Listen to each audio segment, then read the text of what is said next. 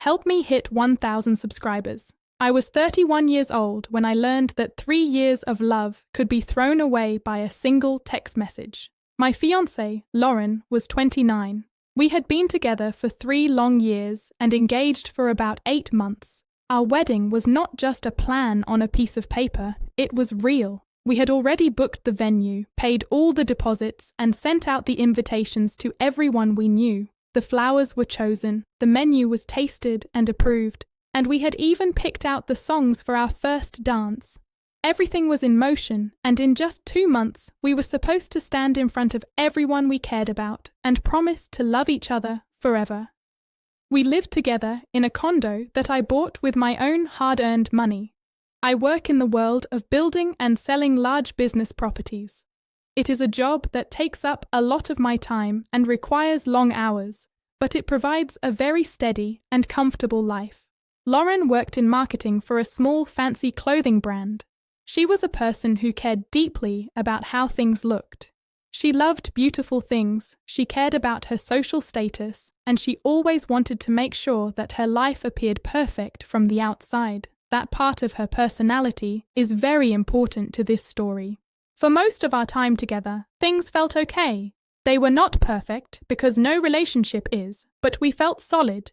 We had the usual arguments that most couples have. Things like how we spent our money, our busy schedules, and her habit of making a small fight feel like a huge attack on who I am as a person. She had a very sharp way of speaking when she was angry. Back then, I told myself it was just because she was a passionate person, but lately I have been looking back and seeing things differently. I thought her intensity meant she cared deeply. Now I realize it might have been something else entirely. Looking back, there were small signs that I chose to ignore because I loved her and because I wanted our future to work. About 2 months before our wedding day, a man from her past showed up again. This was her ex-boyfriend, a guy she always told me was not grown up enough for her and was simply beneath her.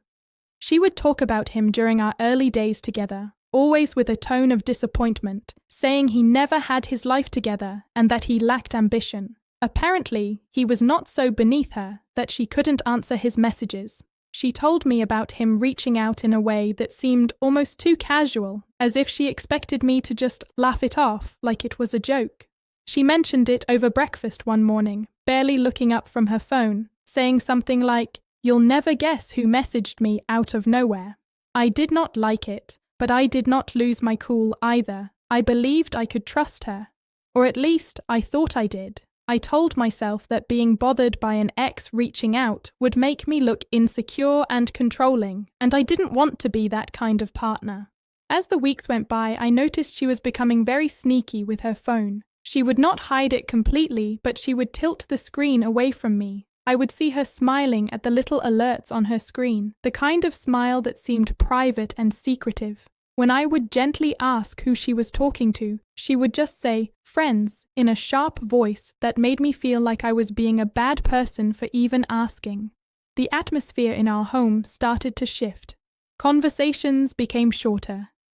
She seemed distracted all the time, like her mind was somewhere else, even when her body was sitting right next to me on the couch. I tried to bring it up a few times, but every attempt was met with defensiveness or accusations that I was being paranoid. Then, just last month, I was sitting in a very important meeting with people who wanted to put money into a new project. My phone buzzed. It was a text from Lauren. There was no warning and no talk before this. She was telling me the wedding was over. She did not say she wanted to talk about it. She said it was finished. And the reason? She said she needed space to figure out what she was feeling because her ex had just offered her a surprise trip to the city of Paris. I sat there and looked at that screen for what felt like forever. I thought my phone must be broken. I read those words 3 times because my brain was trying to find a way to make it make sense. She didn't say, "We need to talk," or "Let's wait a bit." She just ended our future because of a plane ticket to France. The people across the table from me were still talking about numbers and timelines, but I couldn't hear any of it. My ears were ringing and my hands felt cold. I called her immediately, but it went straight to her voicemail. I tried again. Voicemail.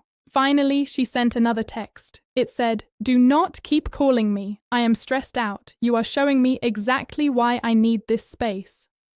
That was Lauren in a nutshell. She would start a fire and then complain that the smoke was making her feel bad. She had a way of twisting every situation so that somehow I was always the one who had done something wrong, even when she was the one making the choices that hurt us.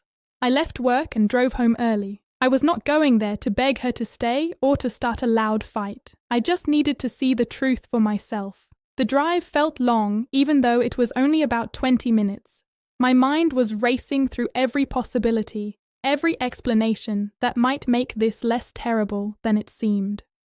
When I walked in, she was sitting on the couch with her laptop. She was looking at flights. She looked at me like I was just a co-worker who had walked into the wrong office. She didn't even get up. There was no guilt on her face, no sign that she understood the weight of what she had just done. Right away, she started listing all the things she thought were wrong with me. She said she had been the one holding us together. She said she did not feel chosen. She called me boring and too practical. She said a trip to Paris would help her find herself. She said it all with a smug look on her face, like she was the star of a movie where the brave girl leaves the boring guy behind. I stood there listening, and with every word, I felt less heartbroken and more clear-headed. It was like watching someone I thought I knew reveal themselves to be a completely different person. I asked her one simple question. "Are you going to Paris with him?" She rolled her eyes and told me I was being dramatic. She said it might just be a trip and that it didn't have to mean anything. She called me insecure. Then she said that if I were a better partner, she wouldn't even want to go. In that moment, something inside me just snapped. It wasn't my heart breaking. It was like a light turning on. I realized that if someone can cancel a wedding through a text message, just because an ex-boyfriend has a plane ticket, then I wasn't marrying a partner. I was marrying a person who was a risk to my happiness. I was about to legally tie my life to someone who thought that our relationship was something she could pause whenever something more exciting came along. So I looked at her and said very calmly that she was free to go, but I also told her that we were finished and she would not be coming back to my home when she was done. She actually laughed at me. She told me I couldn't kick her out just for taking a trip. She really thought I was just being emotional and that I would be fine by the next morning. That was how we usually worked. She would push and say mean things, and I would be the one to fix everything. She expected me to follow that same pattern. She thought this was just another fight that would blow over after I had time to cool down. But I didn't yell. I just asked if she was still planning to go. She said yes, probably next week, like she was talking about getting her hair cut. I told her very clearly that if she went on a romantic trip with her ex just 2 months before our wedding, we were no longer engaged. I told her she needed to find a new place to live right away. I reminded her that this condo belongs to me. Her name is not on the paperwork. She paid for some food and the lights, but the home is mine. I had bought it before we even met, and although we lived there together, it was never legally hers. She smiled and called me cold. She said I was turning love into a business contract. I told her that while love isn't a contract, a house is. She tried to give me a big speech about how she felt trapped and how Paris would help her remember who she was without me. I didn't listen to the speech. I just asked again, "Are you going?" She said, yes, and that she deserved to feel wanted. That was all I needed to hear.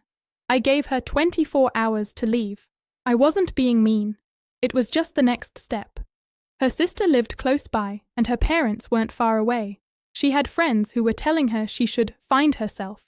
She had places to go. I told her she could have the night to pack her things. She looked annoyed, not sad. She asked if I would really throw away 3 years for one trip. I told her I wasn't throwing it away. She was throwing away a marriage for one. She called me heartless.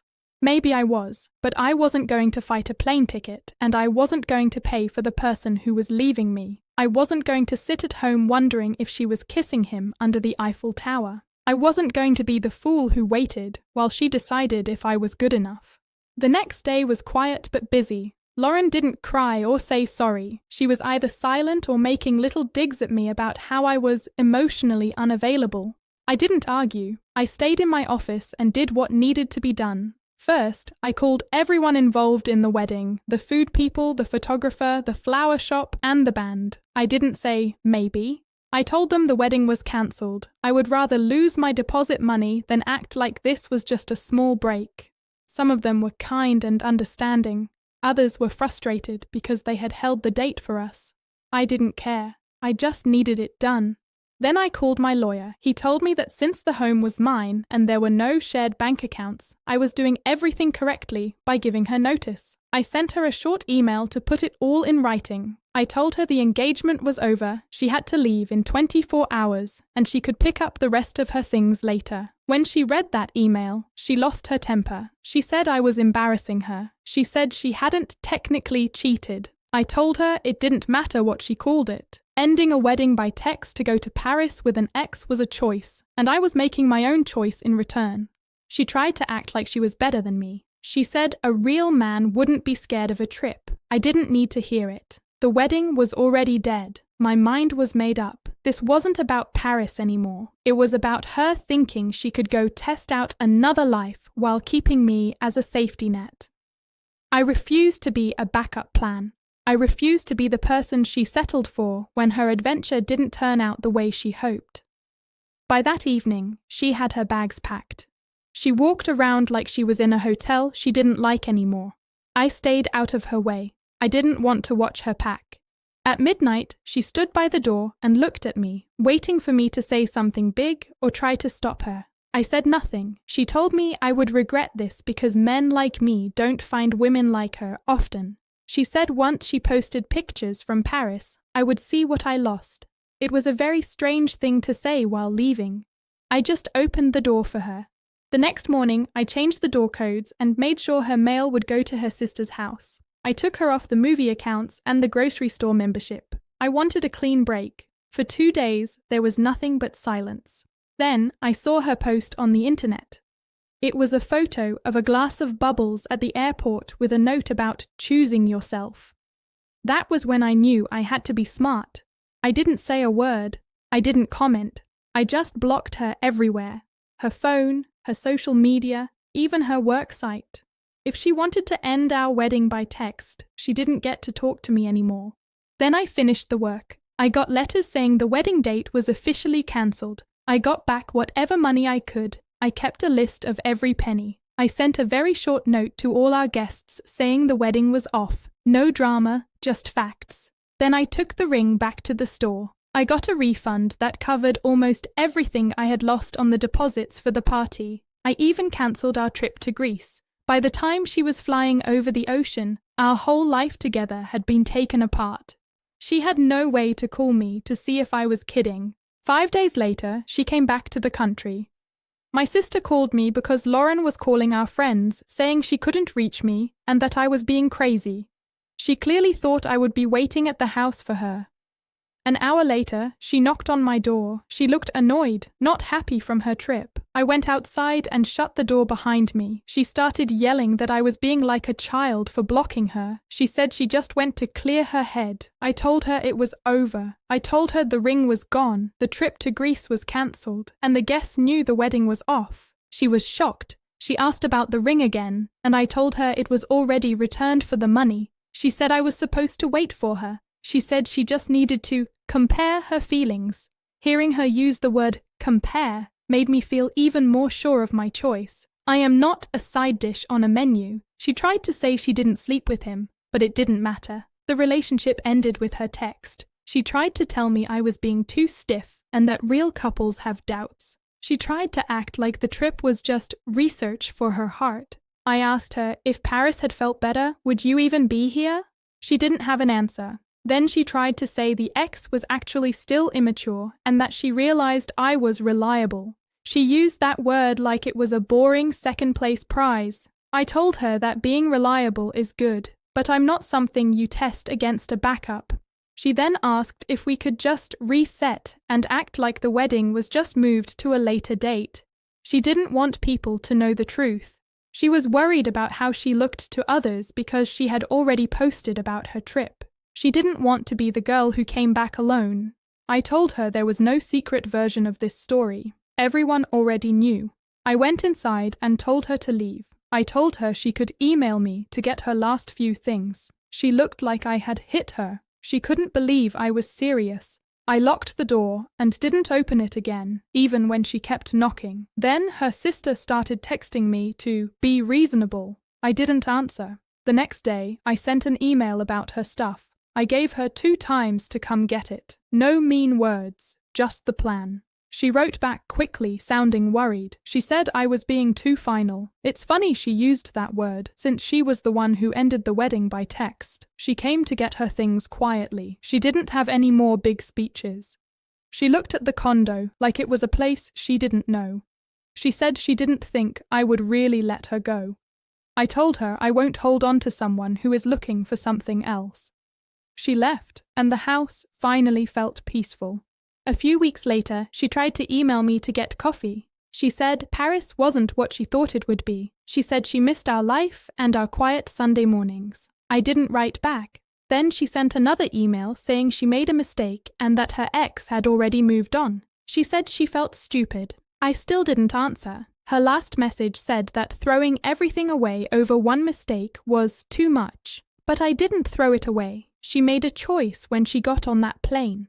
I made my choice when I decided I wouldn't be the man she settled for just because her first choice didn't work out. I'm not angry anymore. I just have a simple rule now.